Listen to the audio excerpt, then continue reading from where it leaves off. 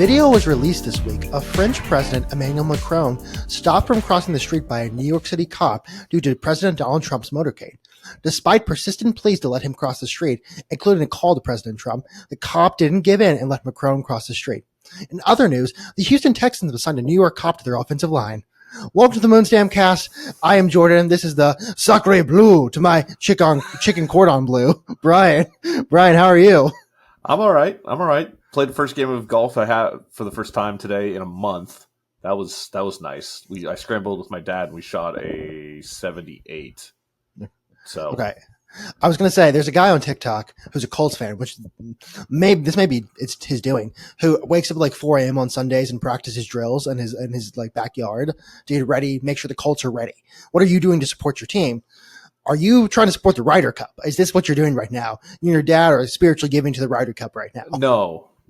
Actually, I'm supporting the Astros because that's what they're going to be doing in the next week is playing golf and going to Cancun.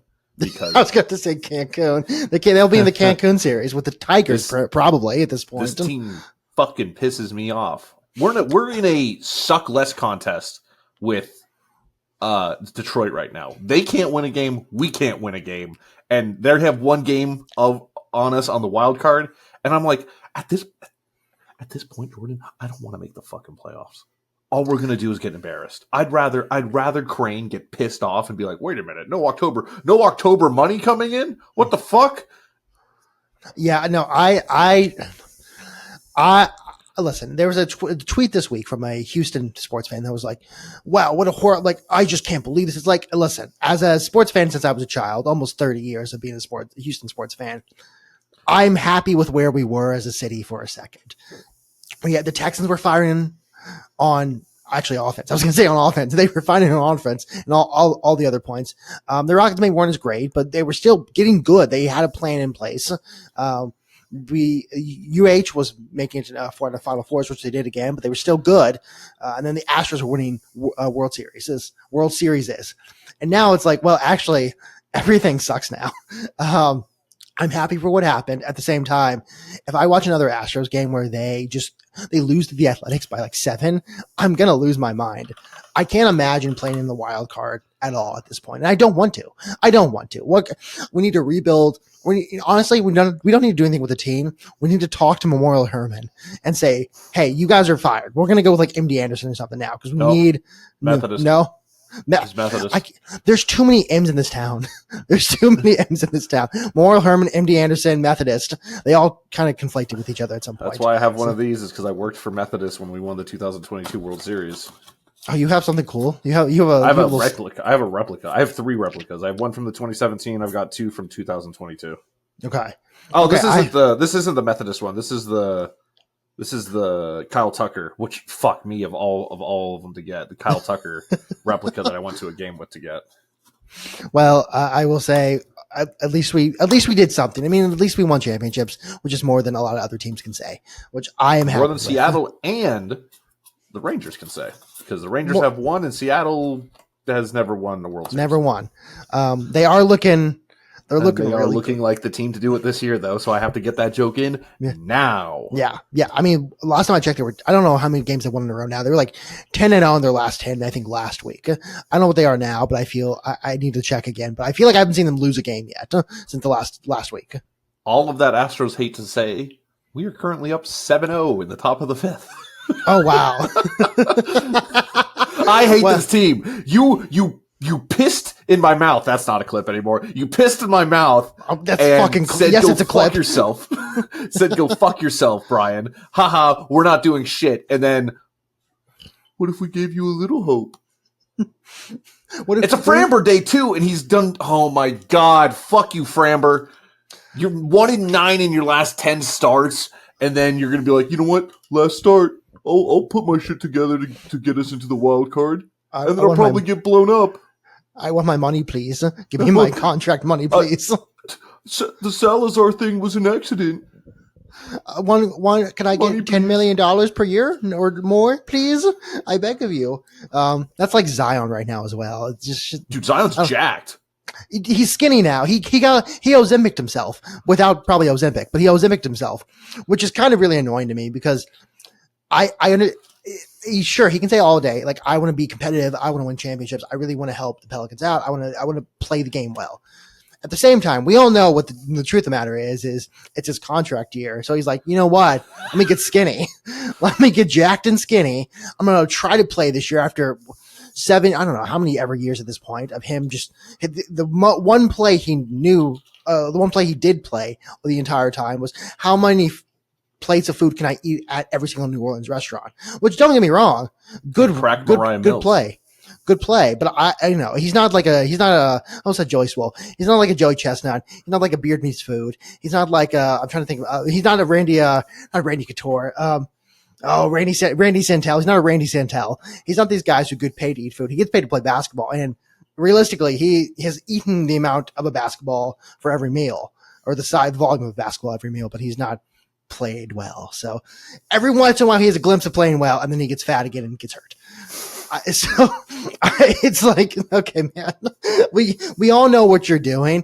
It's like when a guy starts being really nice to a girl, and we all know what you're doing. Like, you're not really interested in her life. Like, let's be honest with ourselves. You're not be like, oh, let's be friends. You're like, I'd like to eat her. I don't know. That's not a clip anymore. Two weeks in a row. It wasn't a clip because I talked about him fucking a porn star, dude. Oh. Which, lest we forget, he loves to do that too. He loves to eat multiple types of food. I don't know if he's a real eater though, so don't listen to this, Mom. She doesn't. So we're good. Let's just transition into some other things real quickly before we get. Yes. No, while we're on basketball, real quick, Fred Van Vliet, I can never pronounce it. Freddie Boy tore his ACL. That sucks ass. That we're capped out too, so I have no idea what the hell we're gonna do. It's up to Reed Shepherd to either become, hey buddy, it's time to light it up. Sorry, no G League for you anymore. We're making you play with the big boys now. I mean, you have Şengün, and then Thompson, Reed Shepherd. That's like a good young core right there. At the same time, at the same time, does it replace Van Vliet's production? I don't know. Does he replace his leadership skills? I don't know. With Durant in there, I don't know what's going to happen. Like, again, the Houston Rockets this year, you don't actually know what they're going to look like. Not because last year at the end of the year it looked bad towards the Golden State, but mostly just because it's a new dynamic within the team now, especially with Van Vliet gone, and Jalen Green gone. Van Vliet will be around, but he won't be playing on the court. So I don't know. I don't think anyone knows what they're going to look like, just because, again, Reed Shepherd's going to be like, hey buddy, it's bad news. You're important at work now. I accidentally became important at my job. Yeah. So, and by important on this job, it means hey, I understand you're 6'2", but time to play you're 6'7". Please, we beg of you. Play that defense. Play defense well. That's all we ask you. So yeah, I listen. I posted a meme this week, and it was a Kelvin Sampson. If you can hear this, please save us, Kelvin Sampson. That's right now, Houston's really one hope for doing super well. It's the only team I think that is, at this point at least, in the greater sphere of sports, the sports meta, predicted to do well within sports. The Rockets are, again, I think they're going to be good. At the same time, I think with Van Vliet hurt and with Durant coming in, you don't really know. You don't know what's going to look like. Hopefully it's good, but you don't know what's going to look like. So Kelvin Sampson, if you can hear us, please help us, Kelvin Sampson. I think for the sake of our baseball team, I think missing the playoffs is the best thing that could happen, because going to the wild card and then losing isn't going to do anything, but missing the playoffs entirely might make the whole organization go, oh, we don't want this to happen again. Let's fucking go in again. We're not done with this. Jose Altuve golden era he may not be the same player he is. He's still great, but we want to ride this thing out. We want to create a real lasting Patriots-esque, this thing doesn't stop for 20 years dynasty. That, or they're all going to go, well, nice run.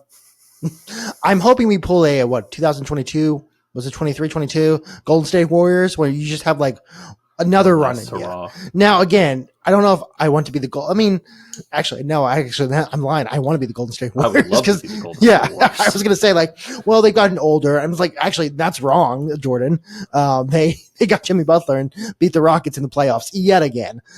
So yeah, I'm okay with being the Warriors. I don't know if they're going to, hopefully they pull they got the band back together, which is the first part. Are the Golden State Warriors to the Rockets, the Astros to the Yankees when it comes to the postseason? Yes. As of the last decade? Yeah. No, it's the who's your daddy. And like, no matter, listen, they boo a Jose Altuve and he gets stronger. They boo Steph Curry and he gets stronger. And he doesn't miss. That's the most annoying thing about Steph Curry. Like, this motherfucker doesn't miss. And again, I whenever the Olympics happened, it was so much fun to cheer for Steph Curry and watch him do that thing where he just kind of chucks up a ball in double coverage. And it just is a perfect shot. And it was very nice for the first time in my life to look at that and go like, actually, I cheered for them against the Celtics because I was like, one last run, buddy. One last run. But it wasn't the same as, oh, they're my team. What can I say? I'm nostalgia. Listen, at the end of Brady's career, I was cheering for Brady. At the end of the Patriots dynasty, kind of cheering for the Patriots a little bit. Like, hey, let's give me one last thing. Because I said I was never going to see anything like that again. And I reneged on that and said, well, actually, I might with the Chiefs. And now with the Chiefs this season, I may be reneging on my original renege. They have 3 rings. They have 3 rings, but which is the same first. Brady had 3 rings at the beginning with the Patriots. Lol, couple Super Bowl losses, 3 more rings later on. So it's, it's kind of history repeating itself. But was the Patriots' lull period as bad as? And I'm not saying this is actually. I was going to say bad. It's been 3 games. 1-2. Yeah, they're 1-2. For one time, they're 1-2, and everyone's like, "It's over. They're dead." And okay, I'm like, but that's a stat box watcher take where it's like, well, they actually have looked bad as well. Now they played the Giants, who looked worse in every single conceivable way, with Jackson Dart finally starting after showing him. I mean, he got more time on camera on the sidelines warming up than he got on the field for probably the first 3 games. So we'll see if Jackson Dart can do it. He can't, and no one can do it because it's the Giants. They're not a good team. It just give up this year and move on. But actually, that leads me to another point I want to talk about, which is there are a lot of people I've seen calling for us to get rid of CJ Stroud. And to them, I say, what are you talking about?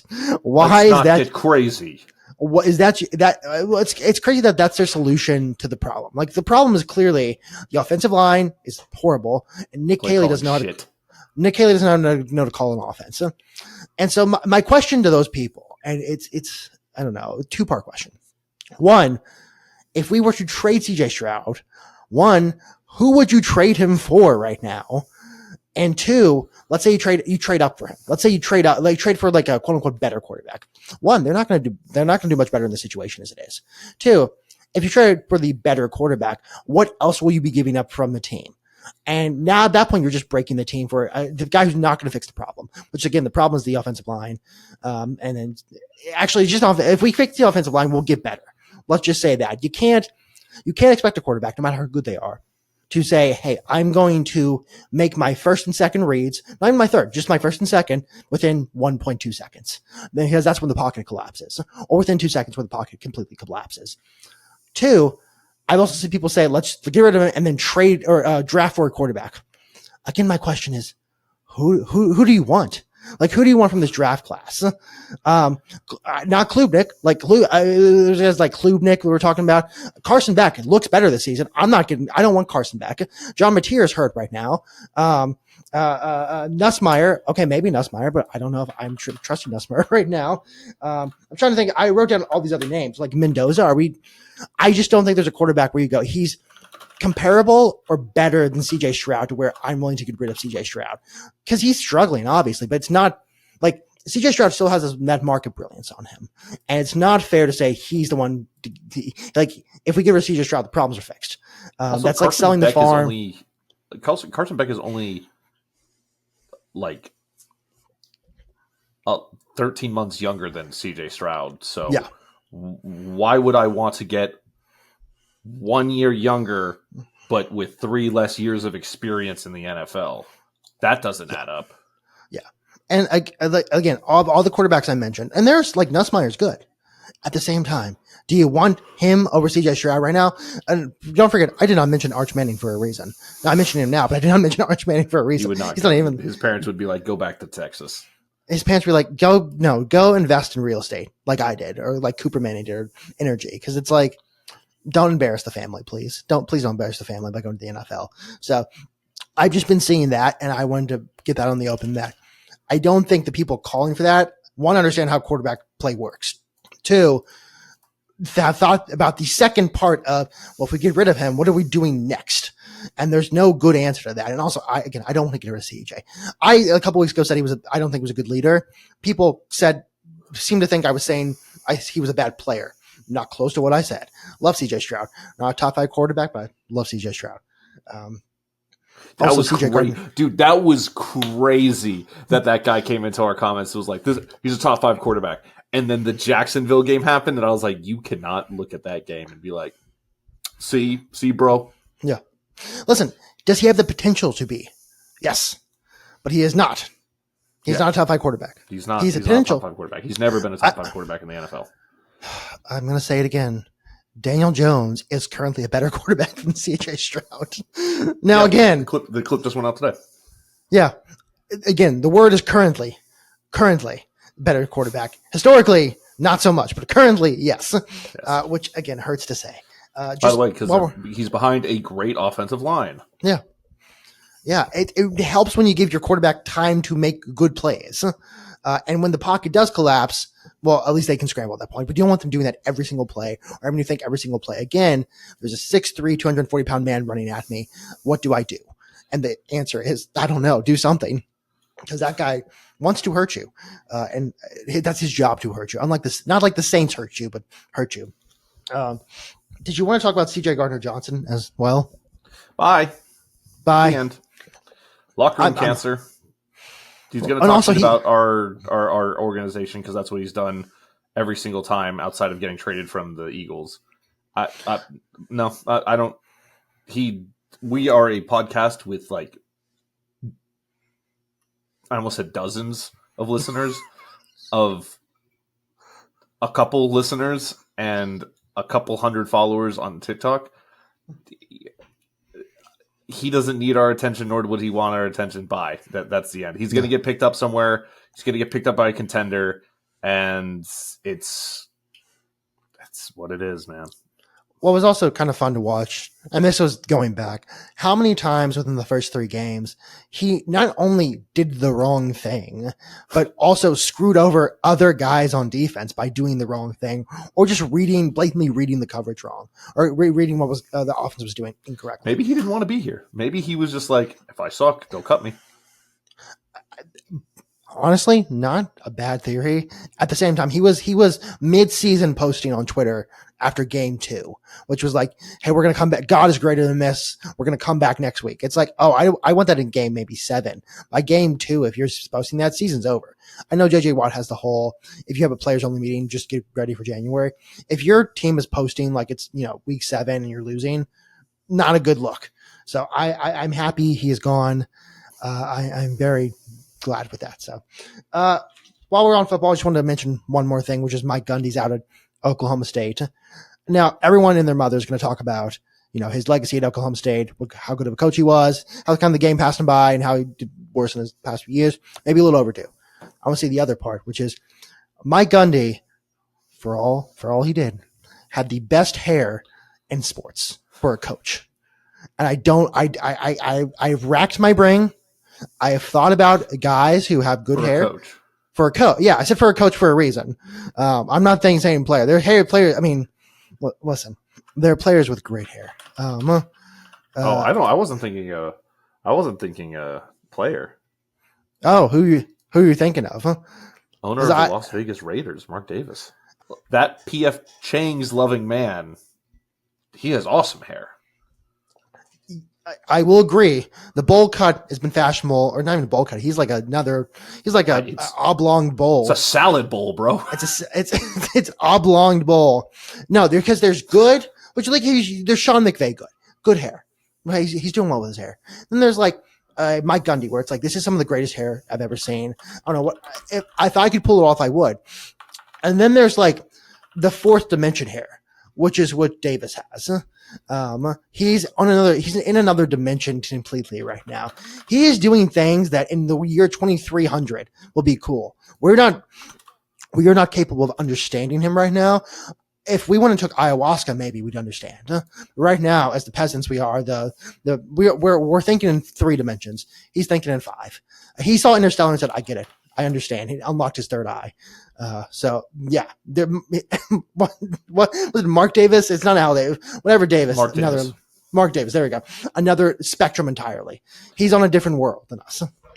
Mark Davis has the same haircut of Weevil Underwood from Yu-Gi-Oh. That's what I was Googling. I was just making sure that was the case. Yeah, that is the. So I mean, Weevil has longer hair, sure. Do you think?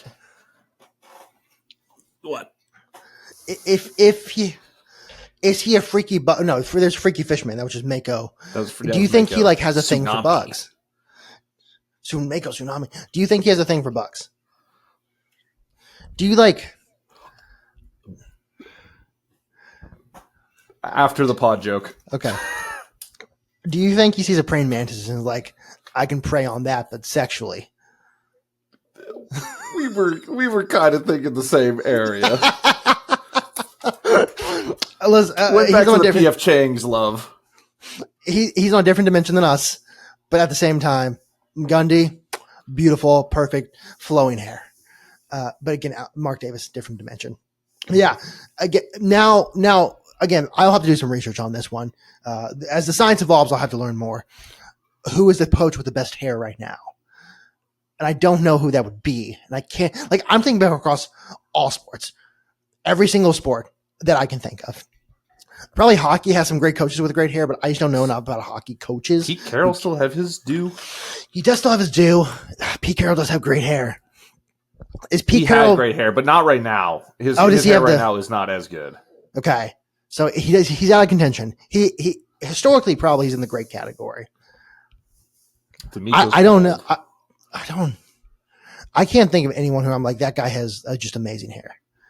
Because Mike Gundy was like the last of he's a dying breed of coach, which is the hair. The haired people. We're missing someone huge. There probably is someone again, this is why I'll probably clip this because it's a good clip, but also there's probably someone out there who has really good hair who we can't think of right now. Because again, you don't think of coaches and think of hair. It's just that's for players. I don't know. We'll again, as the science evolves, so will this experiment. So at some point, we'll probably know who the greatest hair coach of all time is. I don't know who it is, or right now is. Mike Gundy, though, rest in peace. Rest in peace, the hair. I wish I could run my fingers through it. So if you can do that, I'd love to get on that at some point. So Kyle Shanahan and Matt LaFleur have the same hair. The end. That's who I was Googling. Yeah. I was going back and forth between them to see. In some of the pictures, they have the same haircut. I feel like, okay, again, this may be another thing. I feel like to be in this category of great hair, you have to have longer hair. Like Shanahan has good hair, but like it's good hair for like, it's nothing impressive, if that makes sense. Yeah. Gundy would look like if he grew it out. Kyle Shanahan, would you like to grow your? Honestly, if they make the playoff, Kittle, I don't think he'd look good with a Kittle. Kittle does not have good hair, by the way. I don't think Kittle has great hair either. I don't look at him and say he looks like if he weren't playing football, and I mean this in the nicest way possible, he'd be going to metal concerts, but his hair would be thinning while he did that, and he wouldn't be as in shape. And he wouldn't have those sunglasses either. So I don't know if that's a good. That probably can't be clipped, but all that to say, Mike Gundy, thank you for your service for football. You're a man. I can't wait to be turned 40 and be. I'm gonna say I'm a man. It's our bar mitzvah for football loving people. You turn 40 and you get to say I'm a man finally. And also thanks for your hair. It was beautiful to look at. Another decade before I'm a man. That just made me feel young. Yeah, I mean, I think I told you my bit where I tell people I'm almost 40, and some people, again, if they don't know me, they're gonna be like, oh, but they're not gonna ask the follow-up question like, how old are you actually? Which I say 29, and they go, oh, okay, so you're just doing. I'm like, I'm doing a bit. It's gotten me a couple times where people look at me and like you can tell they get confused. And they're like, oh, that's not right. But they just leave it be. I'm like, that's another winner. That's a winner for me. Also, since we're we have some time. I've been doing this thing where whenever scam callers call me, I will answer the phone and wait for them to kind of talk a little bit. I'll be like, hey, where are you calling from? And they'll say like Florida or something about that. I'm like, what do you think of Carson Beck? And like they get really confused and they don't know what's going on because they don't know. Obviously, they don't know who Carson Beck is. Well, I think about like, what do you think about the Miami defense? And they're like, no, I'm calling from Florida. I'm like, yeah, Miami, the university. What do you think of the defense? It's really good this year. And they'll get really confused and not talk, and they'll hang up on me, which I think is the funniest way to deal with scam callers is to confuse them with topical sports knowledge. Just be like, "No, this isn't worth my time anymore. Bye." He's like, they're like, it's worth the time anymore. A couple other things. I know you want to talk about Notre Dame. We got to get our picks and stuff like that. Kyle Raleigh is the MVP, right? Like, yeah, he's okay, cool. It's like, listen, let's put this in context. Aaron Judge is an amazing player. Great player. Mm-hmm. One of the best players. I mean, probably the best player of at least the 2020s. Shohei. Well, yeah, but he got hurt. Funny. He got hurt for a little while. So I think there's a good argument. I mean, Judge has been hurt too. So Judge, he got hurt this season even. I will say also if Aaron Judge played in Kansas City, he hit maybe only 45 home runs. Only 45. Maybe, I don't even think we're having an Astro that sniffs 30. maybe 48. So, but with all that said, he is the MVP because, like, even though Aaron Judge has better OPS, better WAR, and a better batting average, he also, I was going to say he played DH for like 2 weeks. He's a catcher. He is. Well, that's what I was going to say. WAR and like other things don't account for how important he is on the field as a catcher. He's calling the game. He's adjusting the defense. He's the smartest guy. He has to be the smartest guy on the field to kind of see what's going on. He has to know every batter's tendencies, all that jazz. Aaron Judge, again, don't get me wrong, amazing player. MVP has been deserved. He's not doing that. And I think that even though, and also Raleigh has more RBIs, which, listen, I know we say he gets on base. He gets on base. He also gets people off the base in a good way. So I'm he brings batters home. He brings batters home. He brings them home. That was close. Also, the baseball, the ABS is getting installed, which here's the thing. You have the technology. It's going to happen eventually. You have the technology to do the most logical thing possible is to call balls and strikes correctly every single time. So let's use it to call about 4 a game. If the foundations of every single house were built as strong as the ump union, hurricanes would not be a problem. Tornadoes would not be a problem. Earthquakes would not be a problem. The fact that, again, the technology exists. And there are so many, I mean, there are times in the past week where you'll open up Twitter and you'll see an umpire making, a couple of horrible calls.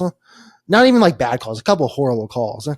The fact that we're like, well, we should use it for about 4 pitches a game grinds my gears a little bit. Whatever, man. It'll happen eventually. Another decade until they fully install it. That's all it's going to be. But it'll be fun when it finally happens. Yeah. Okay. Here's my portion of it's time to get to college basketball. 2 things.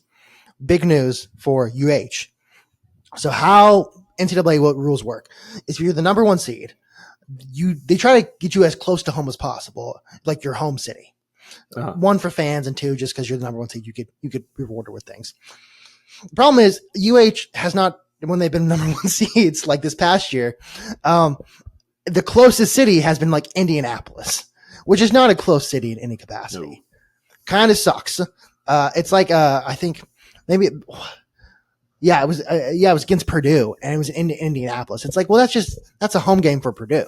That's like next door. That's not fair. Like, we don't have home court advantage because we're number 1 seed.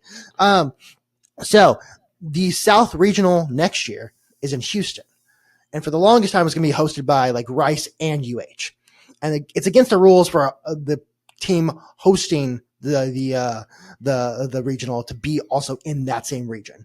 Uh-huh. So what has happened is that it's been announced that UH is no longer part of the host committee or the hosting party for Houston. It's just Rice. Rice is the only one hosting this time. So if UH gets a number 1 seed, and again, they have to do a little finagling at the NCAA just to kind of make it a little bit fair. Mm-hmm. At the same time, it just says you can't be on your home court. And if UH isn't hosting, it's not a home court. Sure, the Toyota Center is I mean, mile and a half from UH, 2 miles actually. I'm not good at miles. I'm not good at guessing that stuff. It's close enough to where, okay, this is going to be incredibly cool if it happens. Now, a lot of things have to go right. One, UH has to be a number 1 seed, and 2, the NCAA has to make it's like if there's another team that maybe it's like if it's last year Florida played in San Francisco, and it's just how to work out. It wasn't fair, but it's how it worked out. If there's another where like Florida's number 1 seed and UH is number 1 seed, would they put Florida in Houston and Houston in San Francisco? It's up to the committee, it's up to the NCAA. After the North Carolina incident, I'm not sure if we trust them that much, but it is what it is. Last thing, Bruce Pearl retiring. I am fully under the impression he's going to run for Senate because he never said he wasn't going to run for Senate. He just said at this time I'm not, which first of all, great start to your political career to lie, but not tell the truth. Not the whole truth. Not the whole truth. Be a little snarky with it. Because he's like, I'm not running for Senate or like to be a position in the government. It can be an ambassador at Auburn. It's like, what does that mean? It's just, he has like a fake job. It's like a job he made up for his son, a fake job so that he can stay around until he runs for Senate. Listen, this is a dumb sports podcast, even though we kind of pretended to get into politics for a second for Batter Runner. This is a dumb sports podcast, but my other time, I do care, like, I like to learn about politics and like all that. So I do know a fair amount about politics. And this is all to say, the fact that Bruce Pearl could possibly be a senator, because again, I think he's running. I don't think he said he wasn't running. I think he just said the wink, wink, I'm not running right now, is insane because a lot of things had to happen. One which was the former governor of Alabama, who's Robert Bentley. There we go. Robert Bentley sent text messages to his mistress and did not understand how the cloud iMessage works. Those messages went to his wife's iPad, who, long story short, he fired a guy who was like, fuck you, I'm going to release all the shit about you the day later. And then there were messages from Robert Bentley's family that were released. He had to step down. He can't ever run for office in Alabama again. So his lieutenant governor at the time, Kay Ivey, had to step up and become governor. Well, a little thing that had happened there after 2016, after Donald Trump won, he instituted Jeff Sessions, who was a senator from Alabama, as his AG. Well, now they had to hold a special election. Robert Bentley won that special election in 2018. Kay Ivey wanted to be in 2017, at the end of 2017. That's also the election with Roy Moore and Doug Jones. If you know nothing about that, Alabama decided within that a Democrat is only a little bit better than a pedophile. And that's true by statistics. Maybe we'll leave that part out, but Roy Moore basically a lot of stories came out about him and younger girls. And Doug Jones kind of barely won that election. Doug Jones is a Democrat, though, which is very important for the story because Doug Jones only served, I think, till 2020. And as we know, it's Alabama. So he was basically a dead man walking for those 3 years, or those two years, which meant whoever he ran against was going to beat him. Now in 2020, who steps up and runs? Tommy Tuberville. Tommy Tuberville runs, wins. He's now the senator from Alabama. He's made his name in politics already. Okay, Ivey she won in 2018, and then she won in 2022, but now she's termed out. She can't run anymore. She can't be governor. Well, she can, but long story short, she's not. Because she's termed out for this next term. Also, she's 80, so she's not running again. So who's running for governor? Well, an insurance agent, and then Tommy Tuberville. And Tommy Tuberville is going to win. Now, again, you say, Jorden, this is just a Republican primary, but okay. It's Alabama. Let's not pretend here. Doug Jones was a fluke. So Tommy Tuberville will not be running for his Senate seat again, which means there's an opening for a Senate seat. Who is a man who's outspoken about politics and also an Auburn coach? Bruce Pearl. And if Bruce Pearl runs, that means that the governor of Alabama will be an Auburn coach or former Auburn coach. And the senator from Alabama will also be a former Auburn coach. And if you're an Alabama fan, I have thoughts for you. You'll say, I can't vote for the man, or, I'll vote for him with my eyes closed. I have a solution. 2 birds, 1 stone here. Bruce Pearl loses, and also you get rid of another problem. A write-in campaign for Kalen DeBoer to be senator from Alabama. Now, here's the thing. I think if he leaves, there's no buyout. All right. And so let's say the writing campaign works and he wins.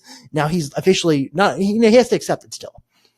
Well, here's the ththing. If you're Kalen DeBoer, would you rather go pretend to be a senator for 6 years or also get yelled at by everyone? I mean, not to say, I just don't imagine Kalen DeBoer cares that much about being a senator. No, he doesn't. Yeah. He doesn't for, multiple reasons, but one of which is he's a football coach. I know Tommy Tuberville, but Tommy Tuberville left to do that. Kalen DeBoer, the board of trustees says, listen, Kalen, we're going to fire you anyway. You're not making it out of this season. Why don't you just become a senator? Now, that at least saves you $70 million.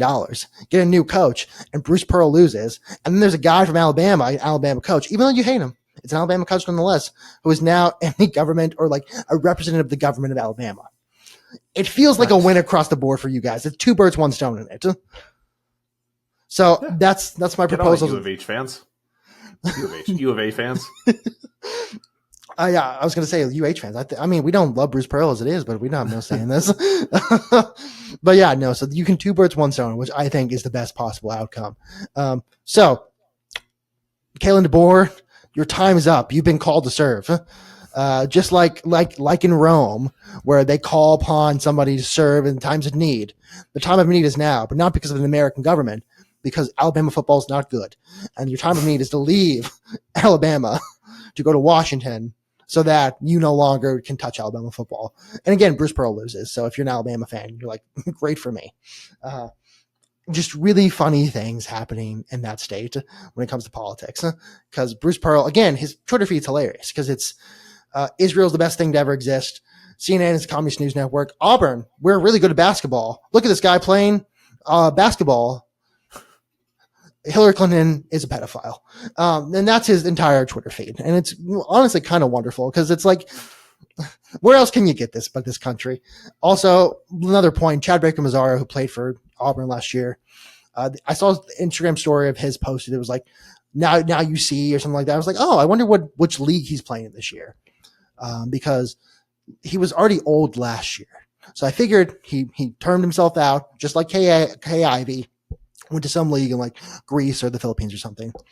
Not only do I find out he's at USC, I found he left after an NIL dispute. Now, Brian, I am 29 years old. Okay. Mm-hmm. He is closer to me in age than he is to someone in college, most of college. Uh-huh. Before March Madness this next year, in January, he will be closer to me in age than he is to somebody who's graduating college. Just thought it was crazy that he's that old. Sometimes I feel old, but at least I'm not pretending to play college basketball anymore. So good for me. Good for me. Another win for Jorden. Brian, that's about all the notes I have this week. We can go over to college football real quick. Just some Notre Dame stuff. We won a game. Woo! Purdue. Yeah, this offense looks amazing. So there's been some dispute on who's the best running back in college football, and I'm not going to jump into that weeds yet because I'm biased. But I'm curious: is there a better duo of running back, better two-headed monster in the backfield than Jeremiah Love or Jadarian Price for in the NCAA for running backs? Because I think that people are arguing about Jeremiah Love being the best or not. I see both sides of it, but I don't think there's a better duo right now than those two. They're incredible, man. Was it 6 total touchdowns between them for the 6 or 7 total touchdowns for the against Purdue? And that's more than the Texans have in total. Oh, the Texans have 3 touchdowns, and then the defense is really bad, which is not fun because we've had a top 10, top 5 defense for the past 3 years or so. And now that the offense is finally like, you know what, we can move the ball. And CJ Carr is like shaping into form in his 3rd game already. Now that we have this offense that can put up 40 to 50 points, we don't have a defense. So, fuck. If we had last year's defense with this year's offense, we would have won the national championship. You're experiencing the college basketball problem. And it's a very fun problem where your team can be good at a couple things, but there's always one thing that it's terrible at. It can play great defense, but can't shoot the ball worth a shit, which was UH's whole thing for a little while there, which was, I will say, infuriating as a concept. So welcome to college basketball, Brian. And then I just have my 5 games for the week to watch, and that's number 21 USC at 23 Illinois, Auburn at number 9 Texas A&M, number 4 LSU at 13 Ole Miss, 17 Alabama at 5 Georgia, and the big game of the week, 6 Oregon at 3 State Penn. This is going to be a fun Saturday. I'm sorry, Jorden. Very fun Saturday that I will miss the night games of. That's 17 Alabama at Georgia, and that's Oregon at State Penn. Well, I was going to say one thing. Lane Kiffin definitely told his daughter that could be posted, right? He's definitely like, yeah, just post it. He post that shit. Because like, if I know that one thing about Lane Kiffin, it's that he really loves, like Donald Trump and like Elon Musk, he really loves using Twitter to get drama happening. I can only imagine he said, post that shit immediately. I'm going to say also take the over, which. Dude, done. Yeah, take the over. Like Lane Kiffin, I don't like Lane Kiffin very much because I think he's kind of an asshole. But at the same time, I think you kind of need that type of mentality to kind of be a successful college football coach, is kind of be an asshole. He's always been for the gamblers, which is rock on, brother. Rock on, brother. Thank you. Your service is appreciated. Keep rocking the USA. He definitely has like a FanDuel account or something, right? Like he definitely does. Sure. I'm sure he gambles on non-football though, because he doesn't want to get destroyed. I mean, he probably just is professional baseball and basketball only, and he probably does it outside of the season just in case. It's actually Kane Liffin who does it, not Lane Kiffin. It's Kane Liffin. Kane Liffin is the one. All right. Well, that's all the notes I have for this week. Would you like to get into our picks? Yeah, we've got our weekly pick 'em that you and I are going back and forth about, and then we have my bets, and that's all I'll have too. Perfect. Start off tonight. We'll already have the answer. Quickly, I went 12-4 last week, and I am 34-14 on the season. 1, 2, 3, 4, 5, 6, 7, 8, 9, 10. I went 10-6, and I am now 27-21. Perfect. All right, just want to get that out there. So starting off tonight, we'll already have the answer to this by the time this is posted. Seahawks at Cardinals. Seahawks. Okay, Seahawks as well. Vikings at Steelers in Dublin. Vikings. They're close to their homeland now. Okay. I have this down as a pick opposite of what Jorden is picking. Okay. So I'm going Steelers. Commanders at Falcons. I'm doing Commanders. Falcons look terrible. I'm going Falcons. Really? Okay, I like it. Mariota, man. I don't think he can do it 2 weeks in a row. Chargers at Giants. Chargers. Chargers. Titans at Texans. My heart says pick Texans. I think it's a bounce back game, but I'm gonna pick Titans to make things a little interesting. I am picking the Titans. I'm picking against the Texans until they prove me wrong. They have pissed me off. Eagles at Buccaneers. I'm gonna say Bucks. I'm gonna take Bucks too, even with the Mike Evans injury. I'm gonna go a little crazy and say Bucks. I'm going Bucks as well. Panthers at Patriots. I'm saying Panthers. Bryce Young finally gets it done. I mean, he kicked the shit out of the Falcons last week, but that's what I'm saying. He's back. I got Patriots. Okay. Saints at Bills. Wow, this is a hard one. I'm gonna go Bills. Yeah, Bills. Browns at Lions. I'm gonna say Lions because I feel like they're hard to bite against at this point. Lions. Jaguars at 49ers. I'll do Jags. I'm feeling Jags. I don't know why. I also want to make things interesting. This also I had written down as do the opposite of Jorden for fun fair. And I was thinking Jaguars, but I'll go 49ers. Okay. Colts at Rams. This is our Colts. It's our team. They're the best team in the league right now. Not really. Rams. They feel like it. That's fair. Okay. Rams. Bears at Raiders. Do Bears. Ravens at Chiefs. I'm gonna do Ravens. I'm doing Chiefs. Listen, it's the opposite of the Texans until I really see it. And the Chiefs hasn't looked good by any measure, but like I got to make sure that corpse is cold before I'm ready to call it. Okay, there has to be no pulse whatsoever anymore. Yeah, I want no stadium pulse. Packers at Cowboys. Packers. Cowboys. I think this is I think Jerry Jones is going to pull out. Is going to tell their whole team to pull out all the stops, go all this crazy mode, act like it's the Super Bowl because of the Micah Parsons situation. Get a trash can if you need to and bang that shit. Jets and Dolphins. Jets. Oh, by the way, this is the worst doubleheader Oh, of a it's Monday horrible. night. Yeah. It's so bad. No. I also got Jets. Bengals at Broncos, which would have been good had Burrow not gotten turned. Yeah. I'm going Broncos. Even though they lost, still look good. I'm going Broncos. Going Broncos as well. Crazy that they're 1-2. It is. I feel like they've kind of they played some really good teams so far. They've gotten walked off kicked twice. Yeah. So, yeah. Well, what are you going to do about it? Yeah. Means they've been into the last second. Yeah. Jumping over to my side of things, I'm 24, 28, and 2. We already have a graphic posted. This is just for the podcast listeners. Seahawks minus 1.5. Steelers minus 2. Panthers plus 5.5. Browns Lions under 44.5. That's going to come back and bite me in the ass. I said I wasn't going to do any more unders, but here we are. Chargers Giants over 44. Saints Bills over 47.5. Buccaneers plus 3.5. Titans plus 7 and money line because once again the Texans pissed me off. Commanders Falcons under 45.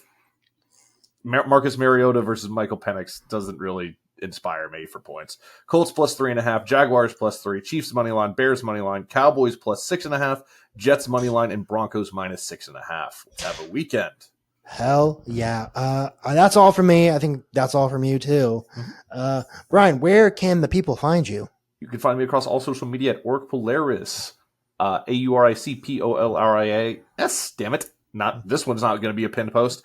Right now, still going through Elden Ring. Still going to beat Pico Park here in a little bit. That's about it. Jorden, where can the people find you? Find me at Jordan Stotts on Twitter and find me at a new and improved Moon Stamp across all platforms: Twitter, Instagram, Facebook, TikTok, and YouTube. Thank you so much for listening and watching. Please leave a like, rate, comment, subscribe, whatever you can do, wherever you are. We will see you